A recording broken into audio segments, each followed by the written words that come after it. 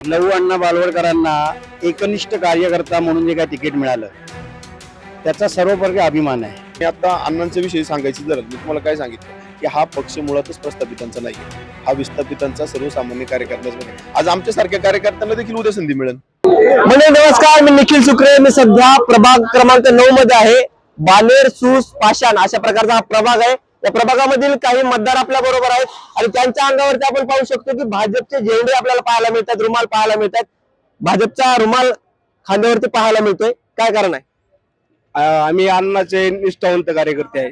लहानपणापासून अण्णा आम्ही एकत्र आहे आणि आम्हाला विश्वास आहे की अण्णा 1,00,000% निवडून येणार आहे.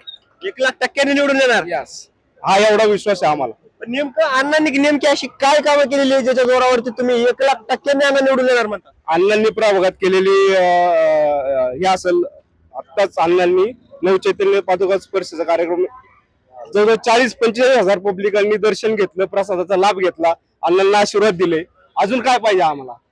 तुम्ही काय मुद्द्यावरती मतदान करणार आहात? आता तुमच्या अंगावरती सुद्धा भाजपचं म्हणजे लहू अण्णा बालवडकरांना एकनिष्ठ कार्यकर्ता म्हणून जे काय तिकीट मिळालं त्याचा सर्वपरी अभिमान आहे. दुसरी गोष्ट, लहू बालवडकरांना मी गेली 22-23 वर्ष त्यांच्या बरोबर आहे.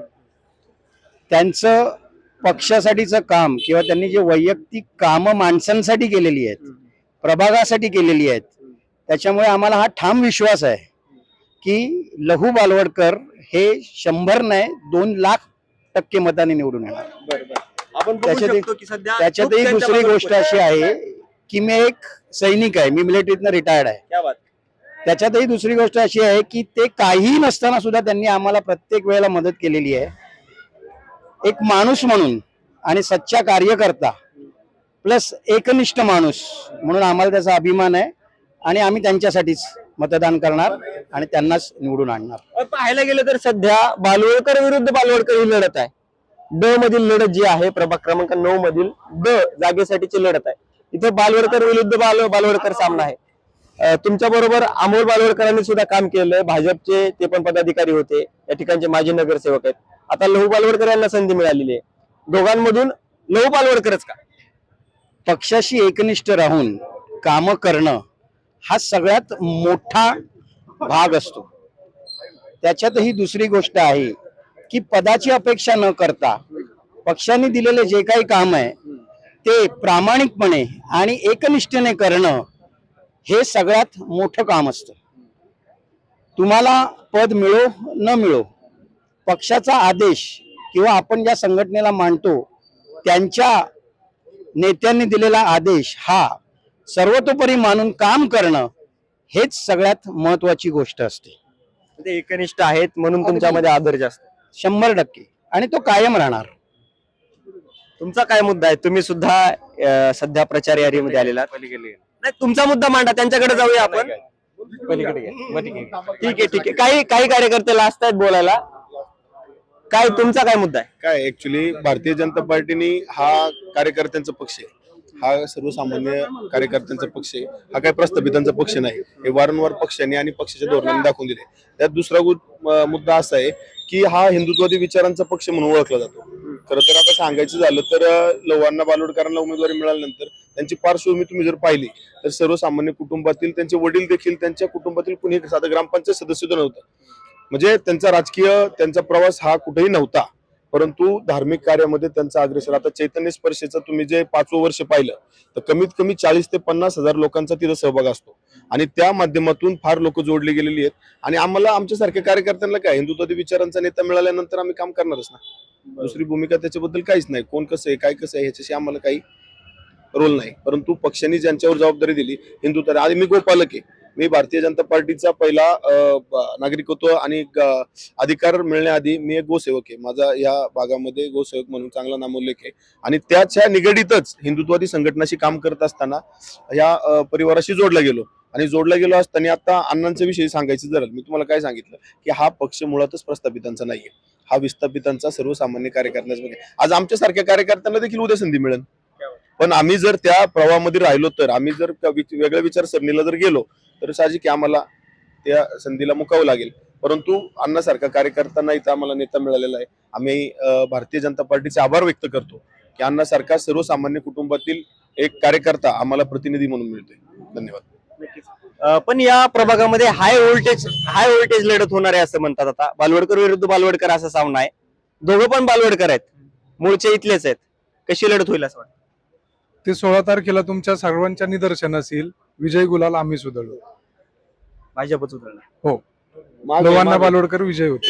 5 मुद्दे सांगा की लहू अण्णा बालवडकर या मुद्द्यांना धरून निवडून येऊ शकतात.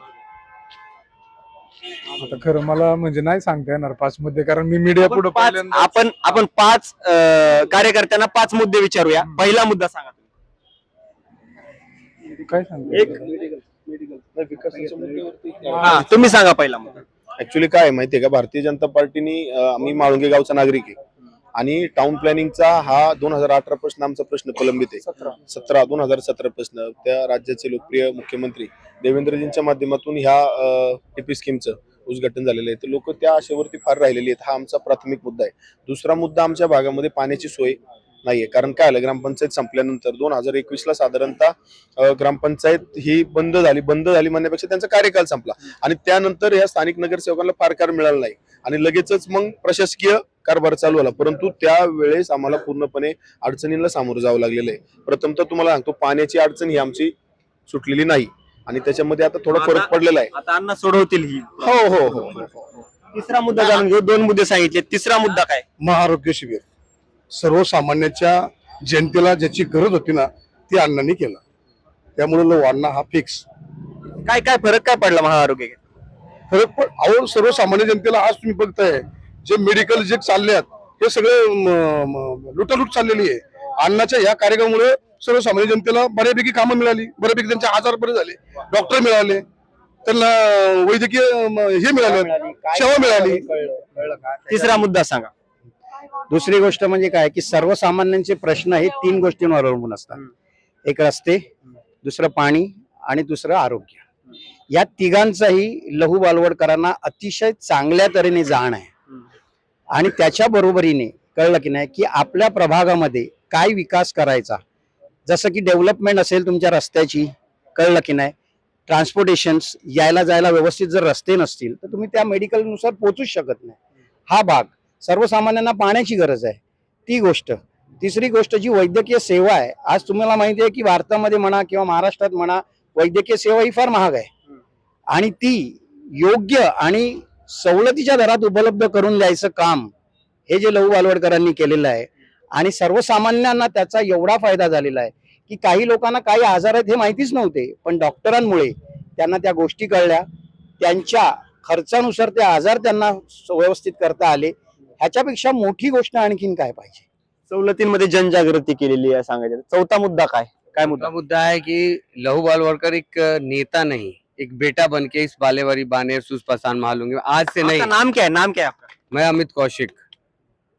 तो लहू बालवडकर को जो आप लोग सोचते हैं नेता, वो एक बेटा है और आज नहीं, आज 15 साल से लहू बालवडकर जो आज समाज को दे रहे हैं, वो कोई भी कहे, कुछ भी कहे, वो बिना निस्वार्थ भाव से वो जो कर रहे हैं सेवा, आज भी पक्ष ने उनको ये सर्वसम्मति से दिया है कि भाई हम ये आज भारतीय जनता पार्टी एक ऐसा पार्टी है जिसमें आप एक कार्यकर्ता को हम कहाँ तक आप देख सकते हैं. आज नितिन नवीन जी राष्ट्रीय कार्यकारी अध्यक्ष भाजपा पार्टी के हैं. एक आप हमारे पंत प्रधान माननीय मोदी जी को देख सकते हैं. तो हम कहाँ से कहाँ जाते हैं. तो जो काम करेगा वो आगे बढ़ेगा. और लहू बालवडकर आपके लिए सबसे चौथा मुद्दा है कि 24 घंटा 24/7 365 अवेलेबल है. वो कोई ऐसे नहीं है कि हाँ आप बोलेंगे की लहू बालवडकरला मिळणार आहे, मेरे को मला भेटायचे तर कोणाला बोलू. नाही, तुम्ही स्वतः त्यांना फोन करू शकता आणि ते तुमच्यासाठी उपलब्ध राहणार हे आहे. आणि हे 16 तारखेला आपण दाखवू देतो की हा आपण काय करू शकतो. हे बालेवाडी पुष्पमहाल 100% निवडून येणार. 100% 100% माता रानीची कृपा आहे आपल्याकडे. ओम नमो पार्वती पते हर हर महादेव. चौथा मुद्दा पब्लिक सोबत कनेक्ट. त्यांनी महत्वाचा मुद्दा सांगितला की आपण डायरेक्ट उमेदवाराला फोन करू शकतो. हा खरं तर महत्वाचा मुद्दा आहे. 5वा मुद्दा काय भाऊ? 5वा मुद्दा असा विषय की आमच्या इथं सर्वसामान्य शेतकरी कुटुंब बालवडीचे, त्या सर्वसामान्य शेतकरी कुटुंबासाठी आमच्या लहू बालवडकरांनी आठवडी बाजार, स्वामी समर्थ आठवडी बाजार हा आमच्या इथं त्यांनी गेले 15 वर्ष हा बाजार बारडी बाण्यावरती 1 नंबरनी चालत आहे आणि ह्या बाजाराची ह्या नोंद स्वतः नरेंद्र मोदी आपले देशाचे पंतप्रधान यांनी घेतलेली आहे आणि शेतकरी कुटुंबातला माणूस असल्यामुळे शेतकरी लोकांचं कष्ट बघून हा आठवडे बाजार आमच्या प्रभागातील सर्वसामान्य लोकांसाठी हा चालू केलेला आहे. त्याकरता यावेळेस 100% लहू बालवडकर निवडून येणार. नक्कीच आपण पाहू शकतो की या सगळ्या कार्यकर्त्यांनी वेगवेगळे मुद्दे सांगितलेले आहेत. तुम्हाला प्रश्न पडला असेल की या कार्यकर्त्यांच्या प्रतिक्रिया का घेतल्या. बऱ्याच वेळा आपल्याला असं पाहायला मिळतं की नेता एक वेगळंच काम करतो, त्याची विकासाची धारा चालू राहते, पण कार्यकर्त्यांपर्यंत ती पोहोचलेली नसते. परंतु या सगळ्यांना त्यांच्या नेत्याचं काम पोहोचलेलं आहे. खर तर लहू बालवडकरांना पहिलीच संधी आहे नगरसेवक पदासाठीची आणि पहिल्याच संधीमध्ये एवढा कनेक्ट त्यांचा पाहायला मिळतोय. त्यामुळे आता या ठिकाणी हाय व्होल्टेज लढत होणार असल्याचं आपल्याला जे आहे ते पाहायला मिळतंय. खर तर अमोल बालवडकर जे आहेत ते भाजपचे माजी नगरसेवक आणि आता ते राष्ट्रवादीकडून उमेदवारी करत आहेत आणि दुसरीकडे लहू बालवडकर फ्रेश इमेज फ्रेश चेहरा भाजपकडून उमेदवारी करतोय. या दोघांमध्ये लढत होणार आहे. आपल्याकडे भाजपचे प्रवक्ते सुद्धा आहेत. काय प्रतिक्रिया आहे? आता हाय व्होल्टेज लढत असल्याचं सगळ्यांचं लक्ष या प्रभागाकडे. ऐका, हाय व्होल्टेज वगैरे अशी काही लढत नाहीये. ही निवडणूक कार्यकर्त्यांनी हातात घेतलेली निवडणूक आहे. भारतीय जनता पार्टीला एक मानणारा मोठा वर्ग या भागामध्ये राहतो. 2014 पासून तर आतापर्यंत जेवढी विकास कामं झाली आहेत ती ही भारतीय जनता पार्टीच्या माध्यमातून केली आहेत. कोणी वैयक्तिक कामं केली आणि त्याचं श्रेय घेत आहे असं बिलकुल नाहीये. भारतीय जनता पार्टीने ही कामं केली आहेत. भारतीय जनता पार्टीच्या ते मॅनिफेस्टोमध्ये होतं आणि चारही उमेदवार हे भारतीय जनता पार्टीचे प्रचंड बहुमताने निवडून येतील. आता भरपूर लोक नरेटिव्ह सेट करतात आहे, तो नरेटिव्ह आम्ही मोडून काढलेला आहे. कोणावर काय अन्याय झालेला नाहीये. तुम्हाला जर राष्ट्रवादीने तिकीट दिलंय हे 1 तासात कधीच होत नाही, लक्षात घ्या. तुमचं आधी तिथं बोलणं चालू होतं, तुम्हाला ज्यावेळेस इथं तिकीट नाकारलं आणि मग तेव्हा तुम्ही तिथं गेलेला आहे. तुम्ही जर पक्षाची निष्ठा असते ना तर तुम्ही याच पक्षात थांबला असता. पण एक फॅक्टर असतो या प्रभागामध्ये. एक फॅक्टर कुठला चालेल असं वाटतं तुम्हाला? एका फॅक्टरवरती भारतीय जनता पार्टी पक्ष सोडून विकासाचा एक फॅक्टर कुठला तरी. काय झालंय, प्रचंड प्रमाणामध्ये लोक नाराज होती. हे आधीचे नगरसेवक त्यांच्याकडे जात नव्हते, विकास कामं कधी होत नव्हती. भारतीय जनता पार्टीने देताना फ्रेश चेहरे यावेळेस सगळे दिलेले आहेत आणि ते फ्रेश चेहरे का दिलेत तर त्यांचा एक एजेंडा आहे, त्यांचा एक विकासाचा दृष्टिकोन आहे. लहू अण्णा बालवडकर जरी असतील ते गेले 20 वर्ष समाजकारणामध्ये आणि राजकारणामध्ये आहे. लोकांच्या समस्या त्यांना माहिती आहेत आणि ते समस्या सोडवण्याचा निश्चित ते चारही उमेदवार प्रयत्न करतील आणि त्याच्यावरच ती निवडणूक होणार आहे. हे तुम्ही जे राष्ट्रवादी काँग्रेस पार्टीचे उमेदवार बघताय, लोकांची यांनी कामं नाही केली. अहो, तुम्ही पाषाण, सुतारवाडी, सोमेश्वरवाडी भागात जाऊन चौकशी करा. लोक नाराज आहेत त्यांच्यावर. हे फिरले नाही 5 वर्ष तिथं कोणीच. समस्या त्यांच्याही होत्या ना आणि यांची जबाबदारी होती ती सोडवण्याची. ते फिरलेच नाही 5 वर्ष तिथं. लोकांना आव्हान काय असेल एक कार्यकर्ता म्हणून आव्हान असं असेल की केंद्रामध्ये भारतीय जनता पार्टीचं सरकार आहे. तुम्ही बघताय केंद्र सरकार पूर्ण ताकदीने काम करत आहे. महाराष्ट्रामध्ये देवेंद्रजींचं सरकार आहे. पुणे शहरामध्ये आपल्याला महापौर भारतीय जनता पार्टीचा करायचा आहे. आपल्या भागाला प्रचंड प्रमाणामध्ये निधी आणि आपल्या भागाचा प्रचंड प्रमाणामध्ये विकास त्यावेळेस होणार आहे. जी नव्याने 2 गावं समाविष्ट झालेली आहेत, सूस आणि माळुंगे. ज्यावेळेस भारतीय जनता पार्टीचं पुणे महानगरपालिकेमध्ये सरकार येईल आणि चारही उमेदवार ज्यावेळेस भारतीय जनता पार्टीचे प्रभाग 9 मधले असतील, तो विकास एक वेगळ्या दृष्टीने आणि एक वेगळ्या गतीने जाणार आहे. नक्कीच आपण पाहू शकतो या प्रभागामध्ये जे आहे ते फ्रेश चेहरे सगळे दिलेले आहेत. अर्थात विकासाचं विजन भाजप नेहमी मांडत असते, यावेळेस देखील मांडलेलं आहे. परंतु आता या सगळ्यामध्ये मतदार कशा पद्धतीने या निवडणुकीला समोर जातात हे पाहणं तितकं महत्वाचं असणार आहे. सध्या तरी या प्रभागामध्ये बालवडकर आडनावाची जोरदार चर्चा आहे. जोरदार नवराष्ट्र सोबत धन्यवाद.